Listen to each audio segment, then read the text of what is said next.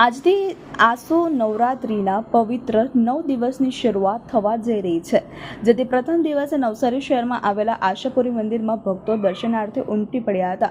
દક્ષિણ ગુજરાતમાં ભક્તોની આસ્થાનું કેન્દ્ર બનેલા આ મંદિરમાં બિરાજમાન આશાપુરી નામમાં જે મા આશા પૂરી કરશે તેવી ભક્તોની લાગણી છુપાયેલી છે। દેશ વિદેશથી બાધા પૂરી કરવા માટે આસ્તિકો સમગ્ર વર્ષ દરમિયાન મંદિરની મુલાકાત લે છે, પરંતુ નવરાત્રિ દરમિયાન મંદિર અને મા આશાપુરીના દર્શનનો મહિમા અનેરો છે।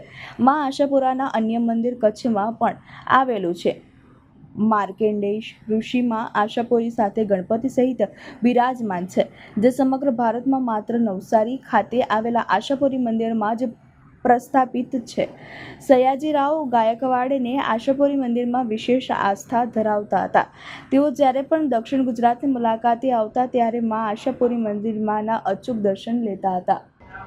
રોહિણી મોદી હું લગભગ 35-40 વર્ષથી આવું છું અને લગભગ મારી બધી મનોકામના આશાપુરી માતા પૂર્ણ કરે છે। અને દર ચૈતર મહિનાની આઠમ અને આસો મહિનાની આઠમ ત્યારે મોટો હવન થાય છે અને નવસારીથી દરેક હરિભક્તો હવનના દર્શન કરવા ઉમટી પડે છે।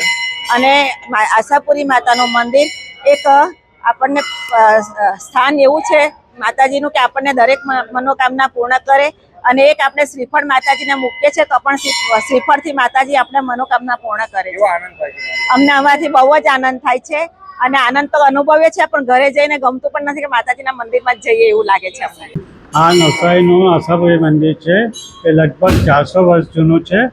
આ મંદિરમાં ગણપતિ દાદા, આશાપુરી માતા, માર્કંડેય ઋષિની મૂર્તિઓ છે। તેનું સ્થાપન ગાયકવાડ રાજાએ કરેલું છે। એ 400 વર્ષ પહેલાં જ્યારે અહીંયાથી પસાર થતા હતા, રાત અહીંયા રોકાયા અને વડ નીચે સૂતેલા હતા, ત્યારે એમને સપનામાં આવીને માએ હુકમ કર્યો કે તમે અહીંયાથી મને બહાર કાઢો, હું અહીંયા છું। તો ગાયકવાડ રાજાએ કીધું કે હું જે કામ કરવા નીકળ્યો છું તે કામ મારી આશા પૂરી થાય તો હું આવીને તમને બહાર કાઢીશ। તો ગાયકવાડ રાજાનું કામ સારી રીતે પતી ગયું, એટલે એમણે આવીને એમણે વડ નીચેથી આ મૂર્તિઓ બહાર કાઢીને ગણપતિ દાદા, આશાપુરી માતા, માર્કંડેય ઋષિ 3 મૂર્તિ એક સાથે જ નીકળી છે। આમાં માર્કંડેય ઋષિ છે તે ચંડીપાઠના રચયિતા છે, જે કોઈ બી માતાજીની સૌથી મોટી સ્તુતિ છે। તો માર્કંડેય ઋષિએ ચંડીપાઠનું રચના કરીને માતાજીને સંભળાવ્યા એવા, ત્યારે માતાજીએ કીધું કે હું આ વિચારને બોલાવો એ મને બધું સમજાવશે। તે એટલે એમણે ગણપતિ દાદાને બોલાવ્યા અને પછીથી માર્કંડેય ઋષિએ એમની રચના સંભળાવી। તે સાંભળીને રાજી થઈને માતાજીએ માર્કંડેય ઋષિને સાથે બેસાડેલા છે અને આવી રીતે ગણપતિ દાદા, આશાપુરી માતા, માર્કંડેય ઋષિની એવી મૂર્તિ કોઈ જગ્યાએ નથી।